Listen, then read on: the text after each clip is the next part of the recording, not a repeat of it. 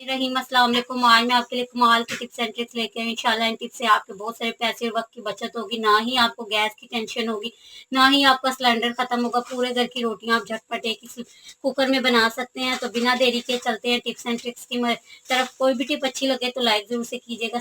चलते हैं अपनी पहली टिप की तरफ। इंशाल्लाह आपके ये भी बहुत ज़्यादा काम आएगी, आपके काम में आसानी पैदा करेगी। इस तरह के बाउल्स और डोंगे वगैरह हम सबके घरों में आते हैं, या बाहर से खाना वगैरह मंगाएं तो ये बाउल्स आते हैं। इन बाउल्स के बहुत सारे यूज़ हैं और अक्सर ऐसा होता है ये बाउल टूट भी जाते हैं और फिर हम इन्हें फेंक देते हैं। इनके बहुत सारे यूज़ हैं, आप इन्हें फेंका मत करें। आज एक मुफीद सा यूज़ आपके साथ शेयर करूँगी। इंशाल्लाह आपकी नॉलेज में भी इजाफा होगा और आपका काम भी आसान हो जाएगा।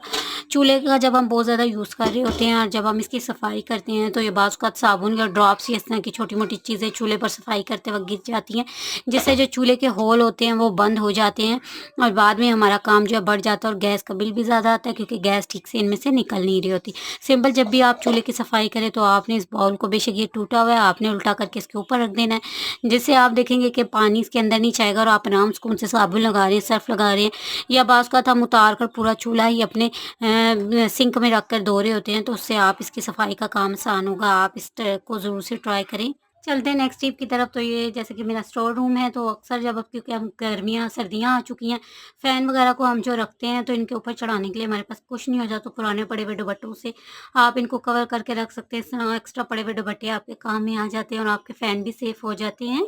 चलते हैं नेक्स्ट टिप की तरफ। तो स्प्रे वाली बॉटल ले लिया है, तो इसमें आपने डाल देना है पानी, साथ में आपने डालना है 1 टीस्पून जितना सोडा, बेकिंग सोडा ऐड करना है। साथ में आपने कोई सा भी टेल्कम पाउडर ले लेना है जो आपके घर में यूज़ होता है, इसको ऐड कर देना है और अब आप इसको अच्छी तरह से शेक कर लें। स्प्रे वाली बॉटल में भरने के बाद अच्छी तरह से शेक कर लिया। ये हमारा एक सस्ता सा क्लींजर बन के रेडी हो गया, जो कि नहायत ही खुशबूदार सा है। महंगे क्लींजर जो काम कर रहे होते हैं आपका, वो ये एक सस्ता सा क्लींजर करेगा। सर्दी की वजह से हमें पर्दों वगैरह का यूज़ करना पड़ता है, धूप इतनी नहीं निकलती और जो 24 आवर्स हैं वो पर्दे वगैरह पड़े रहते हैं और हवा का भी ज़्यादा जो है वो गुजर बजर नहीं हो रहा होता, तो कमरों में से एक अजीब सी स्मेल आने लगती है। तो आपने स्प्रे को अपने कमरे में चारों तरफ करना है, पर्दों वगैरह पर करना है, जो आप कमरों के कोने होते हैं वहाँ पर करना है। जो स्मेल सी आ रही होती है वो ख़त्म हो जाएगी और सफाई करने के बाद अगर आप इसका स्प्रे करते हैं तो एक धीमी धीमी प्यारी सी खुशबू आपके रूम से आती रहेगी। स्प्रे महंगे ला के जो काम आप करते हैं वो आप बहुत सस्ते से एक छोटे से क्लेंजर की मदद से कर सकते हैं। यकीन जानिए आपकी बहुत बड़ी टेंशन ख़त्म हो जाएगी। जो स्मेल और सर्दी की वजह से आ रही होती है रूम्स में, वो ख़त्म हो जाएगी। तो आप ज़रूर से इसका ट्राई करके देखें। चलते हैं नेक्स्ट टिप की तरफ। इंशाल्लाह ये भी आपको बहुत ज़्यादा पसंद आएगी। सर्दी आती है तो सर्दी के साथ मुख्तलिफ़ किस्म की प्रॉब्लम्स का हमें जो है वो सामना करना पड़ता है। तो चीनी का जब हम यूज़ कर रहे होते हैं, बरनी में रहे या बाहर रख दें, तो चीनी में नमी आ जाती है, क्योंकि हवा में नमी है तो चीज़ों में भी नमी आना स्टार्ट हो जाती है। चीनी में इस नमी को हम दूर नहीं कर सकते, ना तो इसे धूप में रख सकते हैं, ना फ्रिज में, ना ही हम इसे तवे पर हल्का सा सेक सकते हैं। तो आसान सा हल बताऊँगी आपको। अगर आपकी बरनी में या खुली पड़ी हुई है तो इस तरह की प्रॉब्लम हो चुकी है, तो सिंपल सा आपने एक काम करना है। ये स्टिक्स सबके घर में आती हैं, आइसक्रीम वगैरह की स्टिक्स, तो इनका आप यूज़ कर सकते हैं। आपने अपनी बरनी में डाल रहे हैं तो बरनी में डाल रहे हैं, या इस तरह पड़ी है तो इसमें डाल के रख दें। आपकी चीनी में नमी नहीं आएगी और आपकी चीनी ड्राई हो जाएगी। आप इस टिप को ज़रूर से ट्राई करके अपना एक्सपीरियंस शेयर कीजिएगा।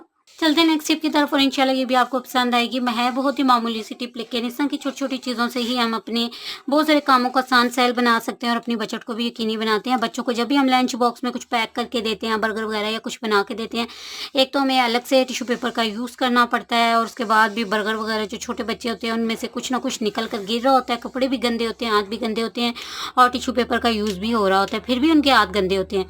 तो इस तरह के पैकेट्स वगैरह हमारे घर में आते हैं, तो हम इन पैकेट्स को या फाड़ देते हैं या फेंक देते हैं डस्टबिन में।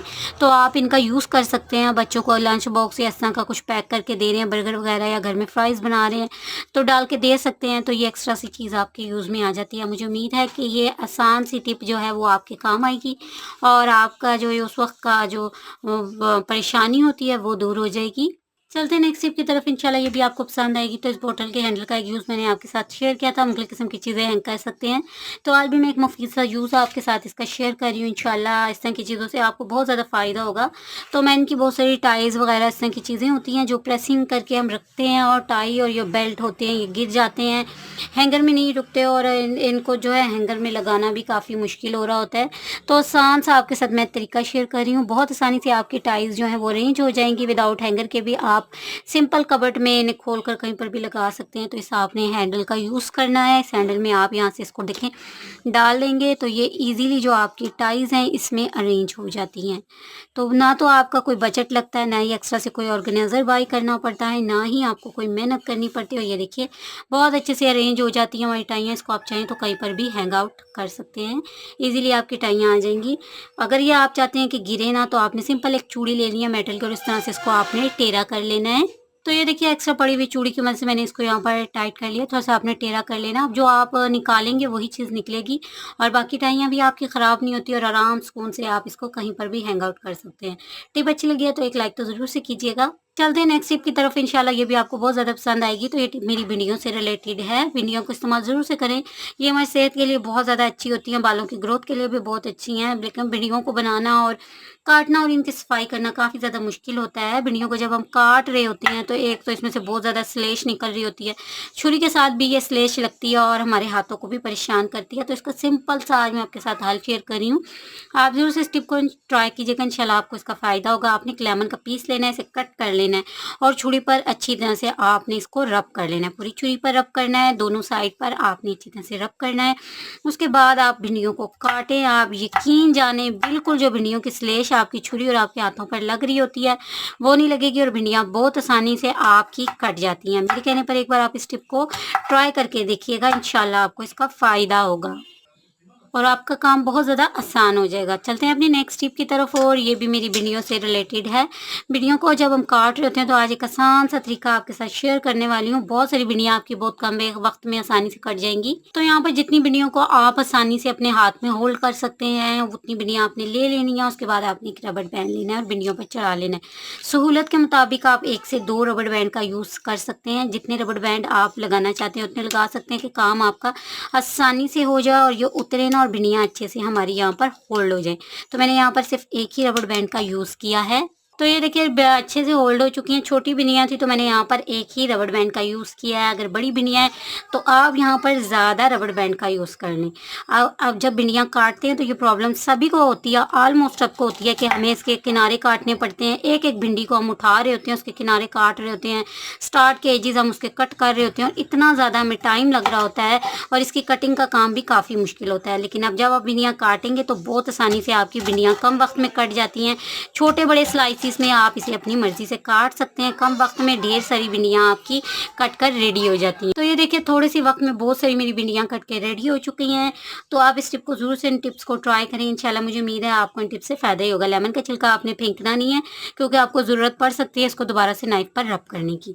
तो आपने इसको इस्तेमाल कर लेना है। इस तरह से छुरी भी गंदी नहीं होगी। देखिए मेरे हाथ गंदे नहीं हुए, बिल्कुल मेरे हाथ नीट एंड क्लीन है और काफ़ी सारी भिंडियाँ भी मेरी बहुत आसानी से कट गई हैं।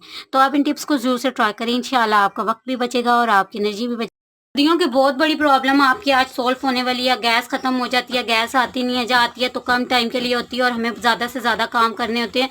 तो आज एक ऐसा आसान तरीका शेयर करूंगी कि पूरे घर की रोटियां आप झटपट बना लेंगे। गैस भी ज़्यादा नहीं लगेगी, वक्त भी कम लगेगा और आपका काम भी बहुत आसानी से हो जाएगा। अगर आप सिलेंडर यूज़ करते हैं तो सिलेंडर की भी बचत होगी। तो इस अनोखे आइडियाज़ के लिए क्या आपने यहाँ पर चूल्हे पर एक कुकर रख देना है और कुकर में आपको आपने हाई फ्लेम पर हल्का सा गर्म कर लेना है। अगर आप चाहें तो इसे कोलों पर उल्टा कर कर भी गर्म कर सकते हैं। जब ये कुकर अच्छे से हीटेड हो जाएगा तो हम इसमें अपनी रोटियां लगाएंगे। कुकर में आप कई सारी रोटियां एक साथ पका सकते हैं। चूल्हे पर कुकर रख देना है, कुकर को आपने हल्का सा गर्म कर लेना है। नीचे से फ्लेम आप थोड़ी तेज़ कर दें ताकि अच्छे से ये गर्म हो जाए। अब आपने जो रोटियां बेली हैं उनकी एक साइड पर आपने पानी लगाना है और कुकर की अंदर वाली साइड पर इन रोटियों को लगा लेना है। तो ये जो कुकर के अंदर मैंने देखिए अच्छे खासे बड़े साइज में 4 से 5 रोटियां लगा दी हैं। आप चाहें तो नीचे भी एक रोटी डाल सकते हैं, बाहर की साइड भी एक रोटी डाल सकते हैं। मैंने फैमिली मेंबर के हिसाब से अंदर ही 4 रोटियां लगाई हैं। ज़रूरत पड़े तो आप बाहर की साइड भी इन रोटियों को लगा सकते हैं, नीचे भी लगा सकते हैं। रोटियों को फ्लेम हाई करेंगे और एक साइड से हम सेक लेंगे। तो सीख जाए तो आपने इन्हें उतार कर नीचे की तरफ रखना है और दूसरी तरफ से भी अच्छी तरह से सेक लेना है। एक साथ आपकी कई सारी रोटियां बन के रेडी हो जाती हैं और आपका काम बहुत आसान हो जाता है। इससे गैस की भी बचत हो जाती है और आपके काम के भी। आपके टाइम की भी बचत होती है और गैस की भी। कई सारी रोटियाँ हमारी एक साथ बन के रेडी हो जाती है। जो बाहर से आप बाज़ार से रोटी खरीद कर लाते हैं, ये वही रोटी होती है। और ये देखिए घर में बहुत आसानी से एक प्रेशर कुकर में गैस की इनको ढक कर रखना है ताकि रोटियाँ आपकी सॉफ्ट हो जाएँ। और ये देखिए कितनी अच्छे से ये बन जाती हैं। आप ज़रूर से इन टिप्स को ट्राई करें। इंशाल्लाह मुझे उम्मीद है कि आपको आज की मेरी टिप्स एंड ट्रिक्स पसंद आई होंगी। अच्छी लगी हैं तो मेरी कोशिश और मेहनत पर एक लाइक और चैनल को सब्सक्राइब ज़रूर से कीजिएगा। कमेंट करके ज़रूर से बताइएगा आपको कैसी लगी ये टिप्स। अपना रखिएगा बहुत सारा ख़्याल। अगली टिप्स एंड ट्रिक्स के लिए मुझे दीजिए इजाज़त। अल्लाह हाफ़िज़।